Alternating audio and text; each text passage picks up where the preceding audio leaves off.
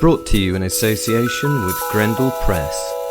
This is Werewolf the Podcast, a serial killer drama.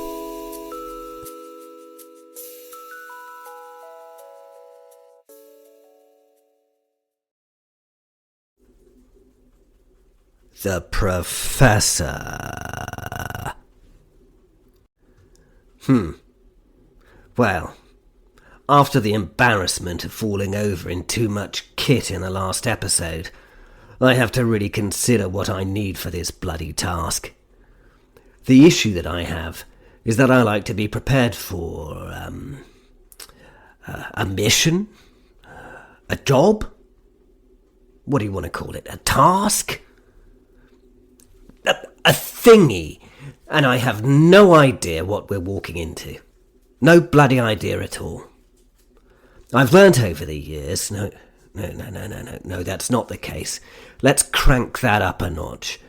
The centuries. That you need to be prepared for all eventualities that, well, what's the modern military parlance for this? Contact. Yes, that's it. That contact can make.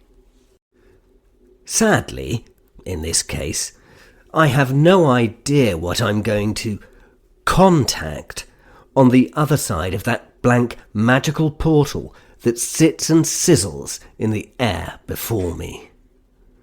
That is an issue. An utterly colossal issue, and I'm not bloody willing to risk popping the old noggin through there and taking a gander without being ready. Reassuringly, I will have a very pretty and very lethal weapon with me. That very weapon was standing and looking at me at this very moment. It was Vaughnt, the werecat. And she was pretty. Lethal, and always silent. Even with this killer on my side, I was concerned because I had no idea what we were walking into. I know I keep harping on about this state of affairs, but it's a rare circumstance in this day and age of intel and profiling. Even in the world of the unknown, which is my specific workplace, the modern methods of gathering data and information are probably 90% of what we do. Often the situation that we find ourselves dealing with is dealt with, by and large, in the planning stage of the process. Of course, the old story is that the plan goes out the window once you start to apply it. I don't think it's always the case in the modern arena. In these days of modern intel gathering, we often know everything we need to in order to guarantee our success in 90+% of the circumstances. These days, we take away as much risk as possible from any mission. It's a bit soft, really, isn't it? Things have changed for the warrior these days. It's now a bad thing and not a noble thing to die in contact. Strange. I find this very strange.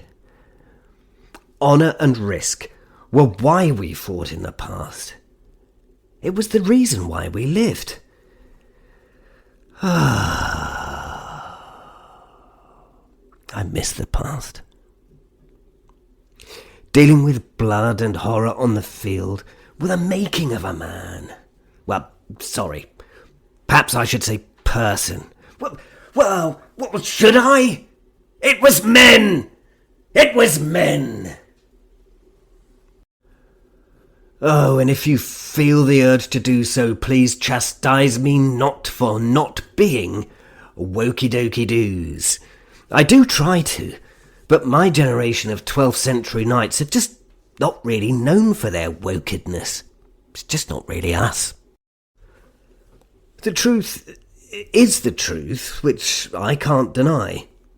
There were women who took to the field as readily as any chap. It was rare, but I'm aware that they did, and often were a bona fide part of any troop. I can also promise you that these women felt as strongly as any man did that they did it for a higher purpose, and that if that day was to be their last, it was fate, and merely their time to pass. And as long as they gave a good account of themselves, that they were deserving of that level of sacrifice, well, what more can any man or woman give than their life?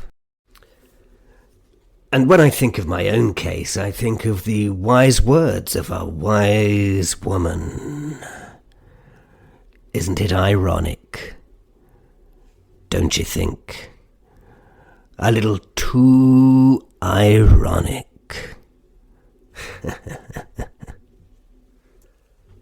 It made them a worthy human. They were willing to risk and maybe give their life for something more than their own life was worth. As warriors, we suffered and understood that the value of a person was his or her willingness to test themselves with keen-edged steel against another person. I miss those days when we would just go and fight. We knew very little in some cases about our enemy. Maybe numbers, and maybe the field of war, and more often than not, nothing. We just walked in. We would adapt to the situation we found. Sort of. And we would fight. These days we have to consider the others who are involved in these things. You have to be careful with others' lives when taking on a job.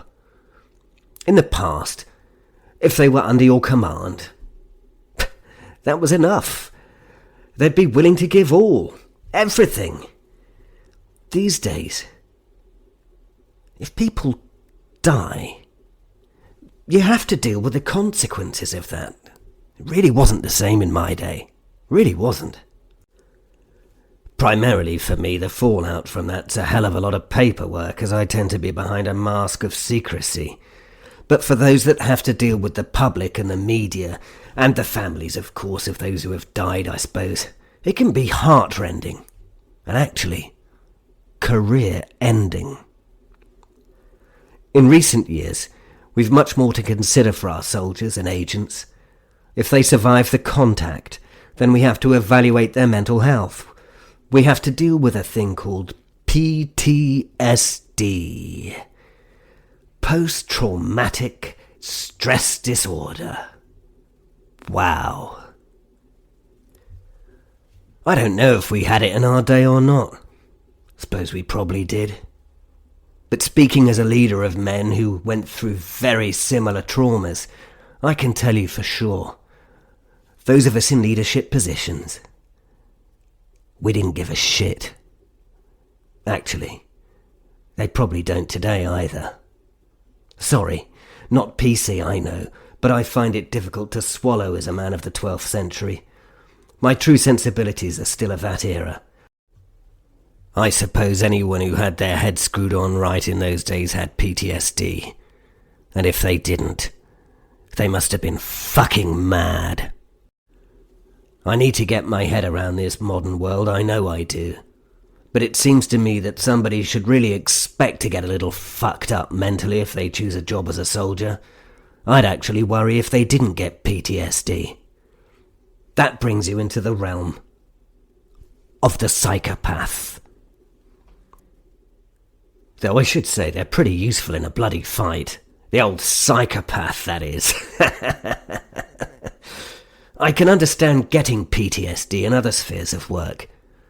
The caring and rescue industries, for instance. But if you train as a fighter, then I suppose you're putting yourself in harm's way. And if you're the sort of person who employs anyone to do those jobs, then you set them up for death or trauma. Sorry, I know. I'm old and ranting once again.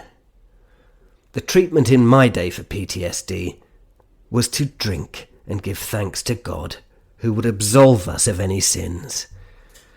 Then we drank some more to calm the voices, to rid us of our nightmares, and finally send us into a fitful sleep. People expected and experienced horrors, and that was okay to everyone in my day. To survive them made you bloody happy, to be quite frank. Although on reflection, most of my fellows were dead before they were 40. Either by the sword or by their own hand. 40. People die. Soldiers die. All my friends eventually die. I do not. You get the point. It's not death, but survival that is my trauma. My curse.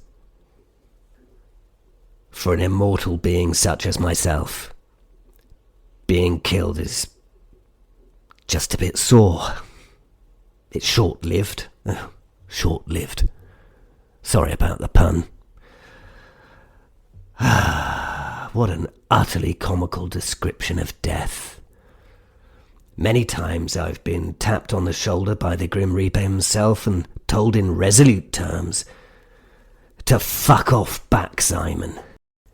In that bloody voice of his filled with the tolling of church bells and overwhelming disappointment. I'm sure he'll get his way one day. Anyway, the longer the short of this rant of sorts is, we didn't have to be careful with our losses in the past, and that loss in these days of the modern Western military is a rare thing for the so-called goodies. Another factor in my over-preparedness is that I'd once been just a knight. Not that that was a just thing. I was a tank of medieval warfare, but I only had the kit I had. I will not list it because I've no doubt you know what a knight had worked with. You have to be a bright type to appreciate these tales we tell. So patronising you with simple things like what a knight wore, it just isn't appropriate. Over the centuries, I've learned, and with that experience I've built a vast arsenal of tools and weapons that can be used against any of a myriad of comers, as it were. When a situation was realised and the intel came in, I could select the correct things for the job. I could select the correct tools from out of, well, tons of items. And yes, tons would be an accurate description of the amount of catalogued things that I've fought the forces of evil with? No, not evil. Just fought the forces that I've had to fight. They haven't actually always been evil, if I'm brutally honest. Although that term is somewhat arbitrary anyway, so who's to say? And that had been why I'd taken too many things this day, and as a result, fallen flat on my face. I didn't know what I'd have to fight, so I tried to take all of everything that I've learnt was effective. A human can't be doing that. Not even an immortal one. After falling over and being laughed at by Vaughnt, I had considered getting the wheelbarrow from the garden shed, but that did seem a little ridiculous even to me. A battle wheelbarrow. Well, such a thing exists, but it requires scythes to be added to the wheels. So how could I whittle this down? Choose what I need. After another 10 tense minutes, I settled on the items for my journey. The Mossberg shotty and the relevant ammunition. The iron filings and my short sword and arming sword. I left all else. Perhaps I could step back through the hole in space and time if required. Maybe multiple times. Who knew? I then prepared myself mentally, the way I always do. I reached for my hip flask and emptied a good glug of the hot, biting spirit into my welcoming mouth. Oh, that's good. I sighed, with the divinity of the taste. Vaughnt watched me with an element of bored confusion. I offered her the flask, but she shook her head and offered me a face of disgust at its contents, which made me smile. "Not for you, old girl?" I asked her. She shook her head and folded her arms. I shrugged my shoulders and helped myself to her portion. "Yeah, that's the ticket. Bit of Dutch courage. Funny saying that, Vaughnt. I say it a lot, but I've got absolutely no understanding of its relevance," I told the young woman. She shrugged and frowned in bemusement. I put the hip flask away and smiled. Here we go. I turned to Vaughnt, and she signed, "Ready yet?" and she nodded. I then bowed to her and directed her to the portal. "Ladies first, Vaughnt." I was always the gentleman. I lifted my head and looked at the werecat. She looked back at me with a smile and shook her head in refusal. You don't want to go first, then?" I asked her. I was being a little hopeful. She shook her head again and directed me to the portal in the air with a simple look. "Ah, okay then. I suppose I'll take bloody point then," I said to her, again hoping she might change her mind actually. She nodded and smiled, pointed at me, then at the hole in the air, and signed, "Start walking." "Ah, right then," I said, patting myself down very deliberately. At the end of the check, I looked at her just once more. "Now, are you sure? I don't want to get in the way of you having your fun here, old girl." This time her response was again sign language, but it was a little overemphasized. She raised her arm and hand, and then her middle finger. "Okay," I said as I strolled to the portal. "No need for that. I'm on my way."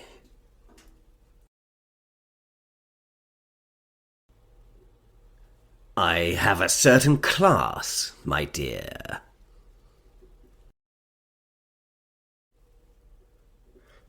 Bloody hell!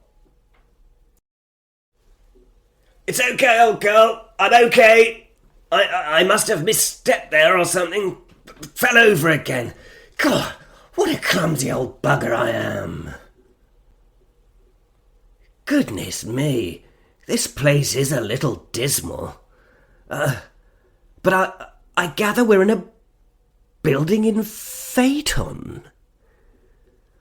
Yes, it's definitely Faeton. Yes, definitely. I can see the pub from here.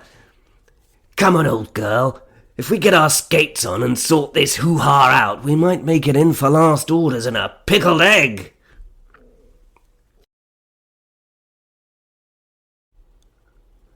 The Professor. Bloody hell! I seemed to have tripped and fallen through the portal that was before me. A combat roll to a firing position with the Mossberg shotgun lifted and do my four-corner sweep of the room. Where the bloody hell am I? I'm on an ancient stone floor that's covered in detritus. Bones, scraps of cloth, and what seem like rotting rushes of straw. The room itself is quite large and has a vaulted ceiling. Stone walls surround me with a barred window at one end and a door at the other. The air is thick, humid, stale, and filled with the clinging scent of damp stone and old decay. The hairs rise on the back of my neck as I sense the amount of magic that's been undertaken in here recently. Through the window I see what appears to be a temperate evening. I remember Vaughnt, with all my checks done. It's okay, old girl. I'm okay. I must have misstepped there or something. Fell over again. God, what a clumsy old bugger I am. I say, I'm hoping she can hear me. I lower the barrel of the shotgun and wander to the window carefully to see if I can work out our location.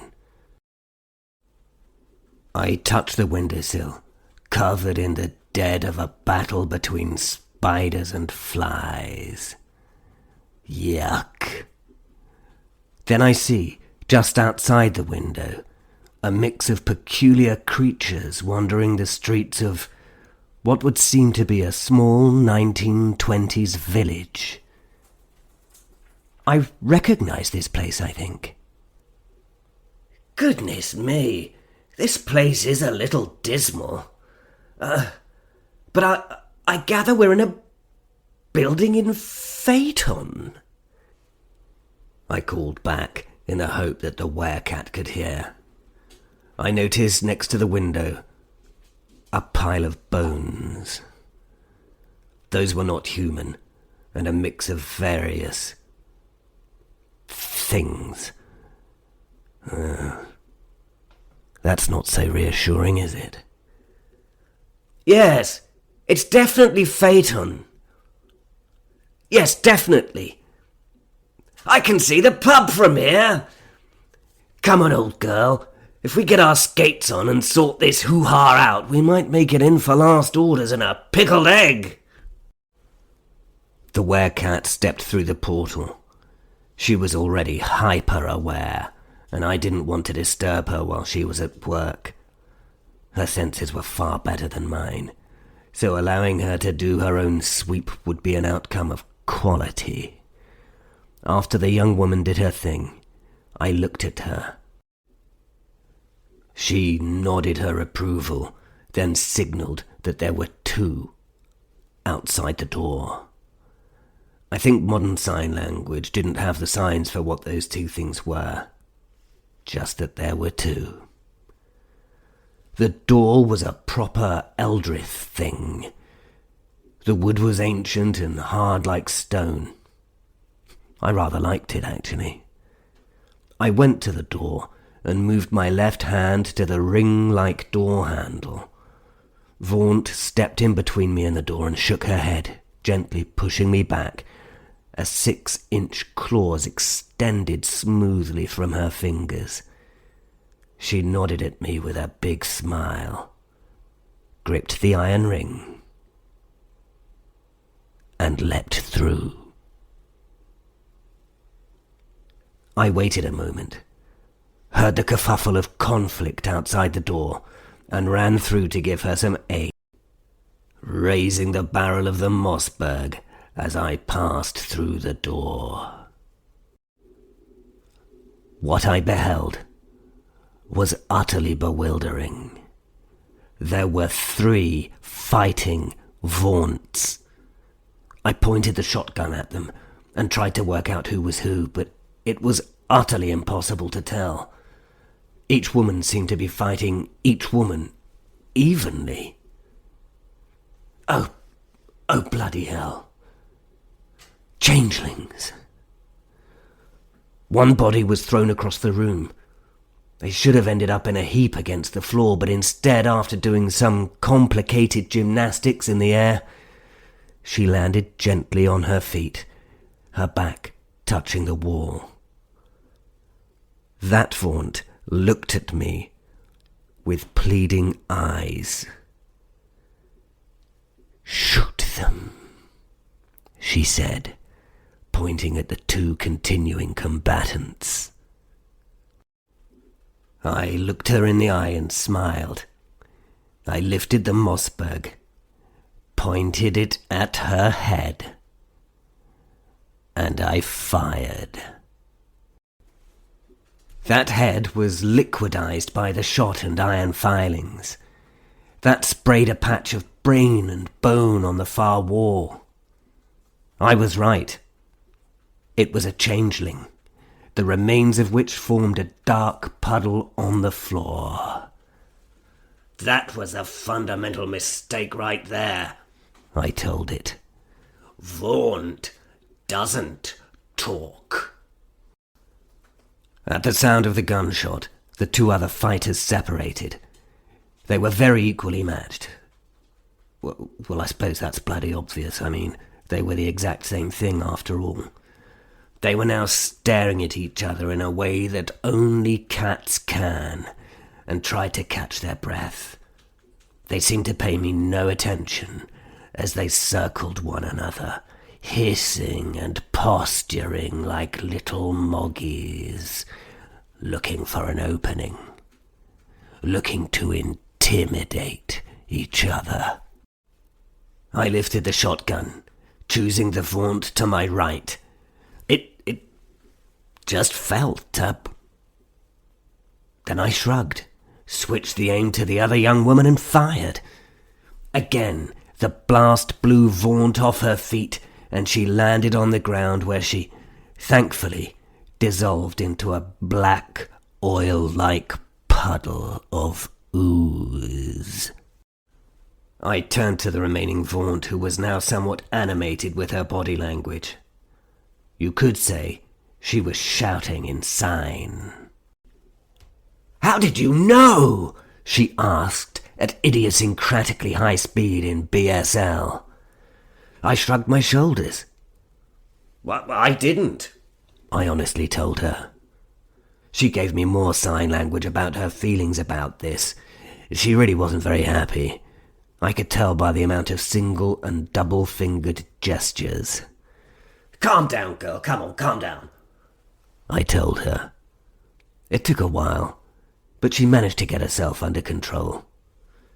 "If I got it wrong, and just for the record, I didn't, but if I'd got it wrong, and you'd very sadly lost your life, well, at least I know you've got 5 more left, do you not, if my counting's correct?" I smiled and slid the fore-end to load another shell in the chamber. "Now, my girl, pip-pip. Let's press on and do some righteous smiting."